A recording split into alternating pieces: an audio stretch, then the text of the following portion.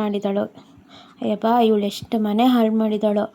ಈ ಥರ ಎಲ್ಲ ಮಾಡಿ ಈ ಥರ ಮನಸ್ಥಿತಿ ಇರೋರು ಹೇಗೆ ಈ ಸಮಾಜದಲ್ಲಿ ಬದುಕ್ತಾರಂತಲೇ ಗೊತ್ತಿಲ್ಲ. ನಾನು ಮಾತ್ರ ಚಂದ, ನನ್ನ ಬಿಟ್ಟರೆ ಯಾರು ಚಂದ ಇಲ್ಲ ಅಂತ ಹೇಳಿ ಇಲ್ಲೊಬ್ಳು ಸುಂದರ ಅಂತಿದ್ದಾಳೆ. ಏನು ಎಂತ ಅಂತ ಫುಲ್ ವಿಡಿಯೋದಲ್ಲಿ ಹೇಳ್ತೀನಿ. So welcome back my YouTube channel. ಎಲ್ಲ ಹೇಗಿದ್ದೀರಾ? ಐ ಹೋಪ್ ಚೆನ್ನಾಗಿದ್ದೀರಾ ಅಂದ್ಕೊಳ್ತೀನಿ. ನಾನು ತುಂಬ ಚೆನ್ನಾಗಿದ್ದೀನಿ. ಸೊ ಇವತ್ತು ರೆಸಿಪಿ ಒಟ್ಟಿಗೆ ನನ್ನ ಡೈಲಿ ಲಾಗ್ ಶುರು ಮಾಡ್ತಾಯಿದ್ದೀನಿ.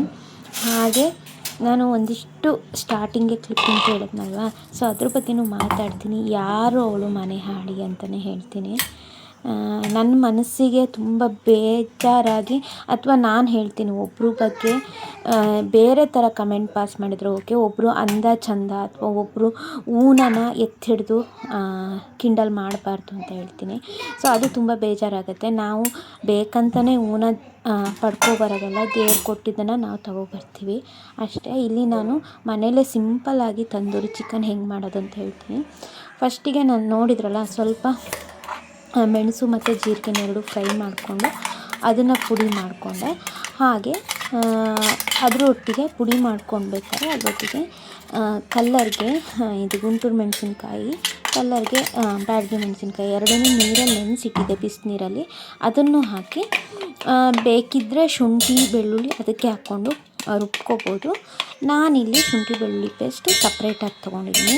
ಸೊ ಯಾವುದೇ ಥರ ಕಲ್ಲರ್ ಪುಡಿ ಇಲ್ಲ, ಯಾವುದೇ ಥರ ಏನು ಹೇಳ್ತೀರಾ ಎಕ್ಸ್ಟ್ರಾ ಪೌಡರ್ಸ್ ಇಲ್ಲ. ಮನೆಯಲ್ಲೇ ತುಂಬ ಸಿಂಪಲ್ಲಾಗಿ ಈ ರೋಡ್ ಸ್ಟೈಲಲ್ಲಿ ಈಗ ಸ್ಮೋಕಿ ಚಿಕನ್ಸ್ ಅಥವಾ ಬಾರ್ಬರ್ ಚಿಕನ್ ಅಂತ ಏನೇನೋ ಬಂದಿದೆ ಅಲ್ವಾ, ಸೊ ಅದೇ ಸ್ಟೈಲಲ್ಲಿ ನಾನು ಅವ್ರನ್ನ ಕೇಳಿಬಿಟ್ಟು ಈ ರೆಸಿಪಿ ಟ್ರೈ ಮಾಡಿದ್ದು ಫಸ್ಟ್ ಟೈಮು.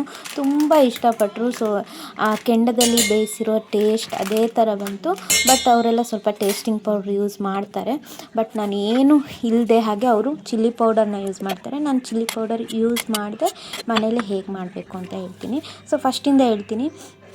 ಫಸ್ಟು ಮಿಕ್ಸಿ ಜಾರ್ಗೆ ಮೆಣಸಿನ್ಕಾಯಿ, ನೆನೆಸಿಟ್ಟಿರುವಂಥ ಒಣ ಮೆಣಸಿನ್ಕಾಯಿ ಕಲ್ಲರ್ದು ಮತ್ತು ಖಾರದ್ದು, ಅದಕ್ಕೆ ಹುರ್ಕೊಂಡಿರುವ ಕಾಳು ಮೆಣಸು ಮತ್ತು ಜೀರಿಗೆ ಅದನ್ನು ಹಾಕಿ ಫೈನ್ ಪೇಸ್ಟ್ ಮಾಡ್ಕೊಳ್ತಾ ಇದ್ದೀನಿ.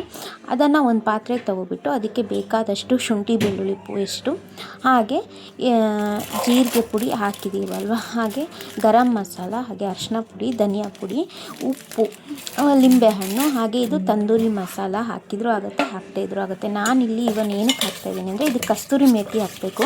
ಕಸ್ತೂರಿ ಮೇಥಿ ಇರಲಿಲ್ಲ. ಸೊ ಫ್ಲೇವರ್ ಚೆನ್ನಾಗಿ ಬರಬೇಕು, ಮೇಯ್ನಾಗಿ ಕಸ್ತೂರಿ ಮೇಥಿ ಬೇಕೇ ಬೇಕು ನಿಮಗೆ. ಸೊ ಫ್ಲೇವರ್ಗೋಸ್ಕರ ನಾನು ತಂದೂರಿ ಮಸಾಲ ಹಾಕ್ತಿದ್ದೀನಿ. ಸೊ ನೋಡ್ತಾ ಇರ್ಬೋದು, ನಾನು ಮೊಸರು ಗಿಸ್ರು ಏನೂ ಹಾಕಿಲ್ಲ, ಇಷ್ಟೇ ಹಾಕಿರುವಂಥದ್ದು. ತಿಕ್ಕಾಗಿ ಈ ಥರ ಪೇಸ್ಟ್ ಮಾಡ್ಕೊಳ್ಳಿ, ಚೆನ್ನಾಗಿ ಕೋಟಿಂಗ್ ಕೊಡಿ ಚಿಕನ್ನ. ನೀವು ಯಾವ ಥರ ಮಾಡಿದರೂ ಓಕೆ, ಇಡೀ ಚಿಕನಿಗೆ ಕೋಟಿಂಗ್ ಮಾಡಿದ್ರು ಓಕೆ. ನಾನು ಈ ಥರನೇ ಮಾಡುವಂಥದ್ದು, ಯಾಕಂದರೆ ಇಡೀ ಚಿಕನ್ನು ಬೇಯಿಸ್ಲಿಕ್ಕೆ ಸುಮಾರು ಹೊತ್ತು ಬೇಕು. ಹಾಗೆ ನಮ್ಮ ಮನೇಲಿ ಓವನ್ ಇಲ್ಲ, ಏರ್ ಫ್ರೈಯರ್ ಇರೋದು. ನಾನಿವತ್ತು ತವದಲ್ಲಿ ಮಾಡಿ ತೋರಿಸ್ತಾ ಇರೋದು, ಸುಮಾರು ಹೊತ್ತು ಬೇಕು. ಹಾಗಾಗಿ ನಾನು ಈ ಥರ ಪೀಸಸ್ ಮಾಡ್ತೀನಿ. ಸೊ ಅದನ್ನೆಲ್ಲ ಕಲಿಸ್ಬಿಟ್ಟು ಸ್ನಾನ ಮಾಡಿಕೊಂಡು ಪೂಜೆ ಮಾಡಿದೆ. ಆ್ಯಕ್ಚುಲಿ ಶುಕ್ರವಾರ ಈ ವಿಡಿಯೋದ ಬಗ್ಗೆನೂ ನಾನು ಹೇಳ್ತೀನಿ. ಇಷ್ಟೊಂದು ಪೂಜೆ ಮಾಡ್ತೀರಾ, ನಾನ್ ವೆಜ್ ತಿಂತೀರಾ ಅಂತ ಹೇಳ್ತಾರೆ. ಈ ವಿಡಿಯೋನ ನೆಕ್ಸ್ಟ್ ವಿಡಿಯೋದಲ್ಲಿ ಹೇಳ್ತೀನಿ. ಸೊ ಪೂಜೆ ಎಲ್ಲ ಆಯಿತು. ಸೊ ತಲೆ ಕಟ್ಕೊಂಡು ಅಡುಗೆ ಮಾಡಬಾರ್ದು ಅಂತ ಹೇಳ್ತಾರೆ ನಮ್ಮಮ್ಮ. ಯಾವಾಗಲೂ ಒದ್ದೆ ಕೂದಲನ್ನು ಕಟ್ಕೊಂಡು ಅಡುಗೆ ಮಾಡೋದಾಗಲಿ, ಇದನ್ನು ಪೂಜೆ ಮಾಡಬಾರ್ದು ಅಂತಲೂ ಹೇಳ್ತಾರೆ. ಸೊ ಪೂಜೆ ಏನಂದರೆ ಹೆಣ್ಮಕ್ಳು ತಲೆ ನೆನಪೇ ಇರಲ್ಲ, ಒಟ್ಟು ಸ್ನಾನ ಮಾಡ್ಕೊಂಡು ಒಂದು ದೀಪ ಇಡಬೇಕು ಅನ್ನೋದೊಂದು ಗಡಿಬಿಡಿಲಿ ಇರ್ತೀವಿ. ಈ ಕಡೆ ಒಂದು ಅಡುಗೆ ಮನೆ ಕಾಯ್ತಾ ಇರುತ್ತಲ್ಲ, ಬಾ ನಿಂಗೋಸ್ಕರ ಅಡುಗೆ ಮಾಡಬೇಕು ಅಂತ ಆ ಟೆನ್ಷನಲ್ಲಿರುತ್ತೆ. ಸ್ವಲ್ಪ ಟೈಮ್ ಹೆಚ್ಚು ಕಮ್ಮಿ ಆಯಿತು ಅಂದರೆ ಸೊ ಇವರಿಗೆಲ್ಲ ಊಟ ಕೊಡಬೇಕಲ್ಲ, ಮಗಳಿಗೆ ಕೊಡಬೇಕಲ್ಲ, ಗಂಡನಿಗೆ ಕೊಡಬೇಕಲ್ಲ, ಈ ಥರದ್ದೆಲ್ಲ ಟೆನ್ಷನು. ಸೊ ನಾವು ಏನು ಮಾಡ್ತಾ ಇರ್ತೀವಿ ಅನ್ನೋದನ್ನೇ ಗಮನ ಇರಲ್ಲ. ಇನ್ನು ತಂದೂರಿ ಚಿಕನ್ ಮಸಾಲೆ ಎಲ್ಲ ಹಾಕಿ ಡೀಪ್ ಫ್ರಿಜ್ಜಲ್ಲಿ ಇಟ್ಟಿದ್ದೆ ಒಂದು ಅರ್ಧ ಗಂಟೆ. ಸೊ ಈಗ ಎಣ್ಣೆ ಹಾಕ್ಬಿಟ್ಟು, ಆ್ಯಕ್ಚುಲಿ ಬೆಣ್ಣೆ ಹಾಕಿದರೆ ತುಂಬ ಚೆನ್ನಾಗಿರುತ್ತೆ. ಸೊ ನಾನು ಬೆಣ್ಣೆ ಹಾಕ್ತಾಯಿಲ್ಲ, ನಿಮಗೆ ಬೇಕಿದ್ರೆ ಬೆಣ್ಣೆ ಹಾಕ್ಕೊಳ್ಳಿ. ಇದನ್ನು ಈ ಥರ ಎರಡು ಕಡೆಯೂ ಫ್ರೈ ಮಾಡ್ಕೊಳ್ಳೋದು. ಮಸಾಲೆ ಏನೂ ಬಿಟ್ಕೊಳ್ಳಲ್ಲ. ಒಂದು ಸಲ ಟ್ರೈ ಮಾಡಿ, ತುಂಬ ಇಷ್ಟಪಟ್ಟು ಮತ್ತೆ ಮಾಡ್ಕೊಂಡು ತಿಂತೀರ, ಅಷ್ಟು ಚೆನ್ನಾಗಿರುತ್ತೆ ಈ ರೆಸಿಪಿ. ನೀವು ರೋಡ್ ಸೈಡಲ್ಲಿ ಅಥವಾ ತಂದೂರಿ ಚಿಕನ್ ತರಲಿಕ್ಕೆ ಹೋಗಲ್ಲ, ಅಷ್ಟು ಚೆನ್ನಾಗಿರುತ್ತೆ. ಮನೇಲೇ ಈ ಥರ ಟೇಸ್ಟ್ ಇರಬೇಕಾದ್ರೆ ಹೊರಗಡೆ ಯಾಕೆ ಹೋಗ್ತಾರಲ್ವ. ಸೊ ತುಂಬ ಕಷ್ಟ ಅಂದ್ಕೊಳ್ಬೇಡಿ, ಏನಂದರೆ ಆಚೆ ಬೇಯಿಸ್ಬೇಕು ಈಚೆ ಬೇಯಿಸ್ಬೇಕು ಅಂತಲ್ಲ, ಒಂದು ಸೈಡ್ ಕರೆಕ್ಟಾಗಿ ಬೇಯಿಸ್ಕೊಬೇಡಿ. ಫಸ್ಟು ಲೋ ಫ್ಲೇಮಲ್ಲಿ ಬೇಯಿಸ್ಕೊಳ್ಳಿ, ಆಮೇಲೆ ಹೈ ಫ್ಲೇಮಲ್ಲಿ ಬೇಯಿಸ್ಕೊಳ್ಳಿ. ಬೇಯಿಸ್ಕೊಳ್ಳಿ. ಆಮೇಲೆ ತಿರ್ಗಿ ಹಾಕ್ಕೊಂಡು ಬೇಯಿಸ್ಕೊಬಿಡಿ. ನೋಡಿ ಎಷ್ಟು ಸ್ವಲ್ಪನೂ ಅಡಿ ಕಚ್ಚಿಲ್ಲ, ನೀಟಾಗಿ ಬಂದಿದೆ. ಸೊ ಕರೆಕ್ಟಾಗಿ ಬಂದಿದೆ ಇದೇ ಹದದಲ್ಲಿ. ಆಮೇಲೆ ಎರಡೂ ಕಡೆ ಬೆಂದ ಮೇಲೆ ಹೈ ಫ್ಲೇಮಲ್ಲಿಟ್ಟು ಸ್ವಲ್ಪ ತವಾನ ಅಲ್ಲಾಡಿಸಿದ್ರೆ ಆಯಿತು. ನಿಮಗೆ ಮೇಯ್ನಾಗಿ ಆ ಸ್ಮೋಕಿ ಚಿಕನ್ ಬರುತ್ತೆ. ಹೈ ಫ್ಲೇಮ್ ಯಾಕೆ ಇಡಬೇಕು ಅಂದರೆ ಅದರಲ್ಲಿ ಸ್ವಲ್ಪ ಮಸಾಲೆಗಳೆಲ್ಲ ಇರುತ್ತಲ್ವ, ಸ್ವಲ್ಪ ಸ್ಮೋಕಿ ಬಿಟ್ಟಾಗುತ್ತೆ. ನಿಮಗೆ ಆ ಫ್ಲೇವರ್ ಬಂದೇ ಬಿಡುತ್ತೆ. ನಿಮಗೆ ಆ ಇಡ್ಲೆಲ್ಲ ಇಟ್ಟು ಅದನ್ನು ಸ್ವಲ್ಪ ಬೆಣ್ಣೆ ತುಪ್ಪ ಹಾಕಿ ಅದ್ರ ಮಧ್ಯೆ ಇಡುವಂಥದ್ದೆಲ್ಲ ತೋರಿಸ್ತಾರಲ್ಲ, ಅದೆಲ್ಲ ಬೇಡ ಇದಕ್ಕೆ. ಸೊ ಸಿಂಪಲ್ಲಾಗಿ ತಂದೂರಿ ಚಿಕನ್ನು ಮನೆಯಲ್ಲಿ ಈ ಥರನೇ ಮಾಡ್ಕೋಬೋದು. ನಿಮ್ಮ ಮಕ್ಕಳಿಗೆ ಒಂದ್ಸಲ ಮಾಡಿಕೊಡಿ, ತುಂಬ ಖುಷಿಪಟ್ಟು ಇಷ್ಟಪಟ್ಟು ತಿಂತಾರೆ. ಸೊ ನೋಡ್ತಾ ಇರ್ಬೋದು, ಕಲರ್ ಸಹ ಅಷ್ಟೇ ಚೆನ್ನಾಗಿ ಬಂದಿದೆ.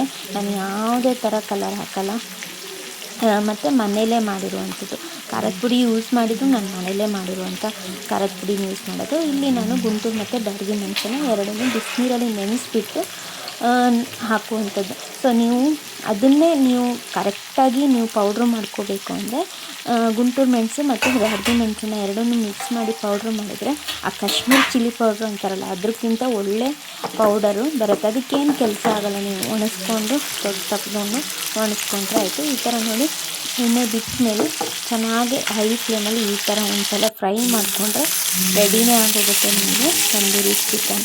ಸೊ ಈಗ ಫಸ್ಟು ಊಟ ಬಡಿಸ್ಬಿಡೋಣ. ಇದೆಲ್ಲ ಆದಮೇಲೆ ನಾನು ಅಲ್ಲಿಗೆ ಊಟ ಬಡಿಸ್ತಾ ಇದ್ದೀನಿ. ಹಾಗೆ ನನ್ನ ಹಸ್ಬೆಂಡಿಗೂ ಸಹ, ಯಾಕಂದರೆ ಅವ್ರಿಗೆ ಏನು ಇಷ್ಟ ಅದನ್ನೇ ನಾನು ದಿನ ಅಡುಗೆ ಮಾಡುವಂಥದ್ದು. ಒಂದು ಕಮೆಂಟ್ ಪಾಸ್ ಮಾಡಿದೆ, ಏನಂದರೆ ಸ್ಟಾರ್ಟಿಂಗೆ ಇವಳು ಎಷ್ಟು ಮನೆ ಹಾಳು ಮಾಡಿದಳೋ, ಇವಳಿರ ಸುರಸಂದ್ರ ಹಂಗೆ ಅಂತ.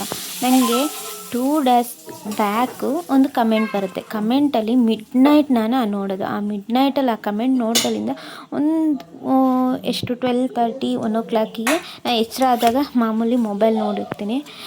ನೆಟ್ ಆಫ್ ಮಾಡಿರಲಿಲ್ಲ, ಕಮೆಂಟ್ ಬಂದಿರುತ್ತೆ. ಕಮೆಂಟ್ನ ನೋಡಿಬಿಟ್ಟು ಅಲ್ಲೇ ರಿಪ್ಲೈ ಸಹ ಮಾಡಿದೆ ಅವರಿಗೆ. ಗೊತ್ತಿಲ್ಲ ಮನಸ್ಥಿತಿ ಹೇಗಿರುತ್ತೆ, ಒಂದು ಹೆಣ್ಮಕ್ಳಿಗೆ ಹೆಣ್ಣೇ ಶತ್ರು ಅನ್ನೋ ಹಾಗೆ. ಒಂದು ವಿಡಿಯೋದಲ್ಲಿ ನಾನು ಯಾವುದೋ ಕೋರ್ಸ್ ಬಗ್ಗೆ ಹೇಳಿದ್ದೆ. ಕೋರ್ಸಲ್ಲಿ ಎಲ್ಲರಿಗೂ ಗೊತ್ತಿರೋ ಹಾಗೆ ನಂದು ಒಂದು ಕಣ್ಣು ದೊಡ್ಡ ಒಂದು ಕಣ್ಣು ಸಣ್ಣ. ಯಾಕಂದರೆ ನಾನು ಲೆಫ್ಟಲ್ಲಿ ನೋಡಿದ್ರೆ ರೈಟಲ್ಲಿ ನೋಡ್ದಾಗುತ್ತೆ, ರೈಟಲ್ಲಿ ನೋಡಿದ್ರೆ ಲೆಫ್ಟಲ್ಲಿ ನೋಡ್ದಾಗುತ್ತೆ. ಅದು ನನಗೆ ದೇವ್ರು ಕೊಟ್ಟು ವರನ ಶಾಪನೋ ನನಗಂತೂ ಗೊತ್ತಿಲ್ಲ. ಕೆಲವೊಬ್ಬರು ತುಂಬ ಲಕ್ಕಿ ಅಂತ ಹೇಳ್ತಾರೆ. ನನ್ನ ಪಾಲಿಗೆ ಅದು ನಾನು ತುಂಬ ಲಕ್ಕಿ ಅಂತಲೇ ಹೇಳ್ತೀನಿ. ಯಾಕಂದರೆ ನಾನು ಲಾಸ್ಟ್ 2-3 ಮಂತ್ ಬ್ಯಾಕ್ ನಾನು ಆಸ್ಪತ್ರೆಗೆ ಹೋದಾಗ ಸರ್ಜರಿ ಮಾಡಿಸ್ಬೇಕಂತಲೇ ಹೋಗಿದ್ದು. ಆ್ಯಕ್ಚುಲಿ ಆ ಕಣ್ಣು ಗೊಂಬೆ ಏನಿರುತ್ತೆ ಅದನ್ನು ನೀಟಾಗಿ ಕೂರಿಸಿ ಹೋಗೋಣ ಅಂತಲೇ ಹೋಗಿದ್ದು. ಅಲ್ಲಿ ಡಾಕ್ಟ್ರು ಸಹ ಹೇಳಿದರು, ತೊಂದರೆ ಇಲ್ಲ, ನಾವು ಮಾಡ್ತೀವಿ, ಬಟ್ ಇದೆಲ್ಲರಿಗೂ ಕೊಡೋಲ್ಲ, ಲಕ್ಕಿ ಅಂತಲೇ. ನಾವು ಆ್ಯಕ್ಚುಲಿ ಅಷ್ಟು ಓದ್ದೋರು ಸಹ ಅವರಿಗೇನು ಆಪ್ರೇಷನ್ ಮಾಡಿದ್ರೆ ದುಡ್ಡೇನು ಕೈ ಆಗಿರಲಿಲ್ಲ. ಅವರು ಸಹ ಹೇಳಿದರು 30 years ಆಗಿದೆ, ಮಾಡಿದರೂ ಏನು ತೊಂದರೆ ಇಲ್ಲ, ಬಟ್ ನಿಮಗೆ ತುಂಬ ಆ್ಯಕ್ಚುಲಿ ನಾನು ನೋಡಿದಾಗೆ ತುಂಬ ಲಕ್ಕಿ, ಅದು ಚೇಂಜ್ ಮಾಡ್ಲಿಕ್ಕೆ ಹೋಗಬೇಡಿ, ಲಕ್ ಚೇಂಜ್ ಆಗ್ಬೋದು ಅಂತ ಹೇಳಿದರು ಅವರು. ಸೊ ಅದಾದಮೇಲೆ ಮನಸ್ಸು ತೆಗ್ದೆ ನಾನು ಬಂದೆ ಮನೆಗೆ, ಆರಾಮಾಗಿದ್ದೆ, ವಿಡಿಯೋ ಮಾಡ್ತಾಯಿದ್ದೆ. ಬಟ್ ಆ ಮಿಡ್ನೈಟಲ್ಲಿ ಆ ಕಮೆಂಟ್ ನೋಡಿದಾಗ ಯಾಕೆ ಈ ಥರ ಒಬ್ಬರು ಊನದ ಬಗ್ಗೆ ಈ ಥರ ಎಲ್ಲ ಕಮೆಂಟ್ ಮಾಡೋರು ಯಾಕೆ ಅಂತ ಹೇಳಿ. ಅವಳ ಪ್ರೊಫೈಲಲ್ಲಿ ಹೋದರೆ ಒಂದು ಫೋಟೋ ಸಹ ಇಲ್ಲ, ತನ್ನದೇ ಒಂದು ಐಡೆಂಟಿ ಇಲ್ಲ. ನಾನು ಚಂದ ಅಂತ ಹೇಳಿಲ್ಲ, ನನ್ನಲ್ಲಿ ಒಂದು ಊನ ಇಟ್ಕೊಂಡು ನಾನು ಒಂದು ವೀಡಿಯೋ ಮಾಡ್ತಾಯಿದ್ದೀನಿ ಅಂದರೆ ನನ್ನ ಕಾನ್ಫಿಡೆಂಟು ನೀವು ಒಂದು ಲೆಕ್ಕ ಹಾಕಬೇಕು.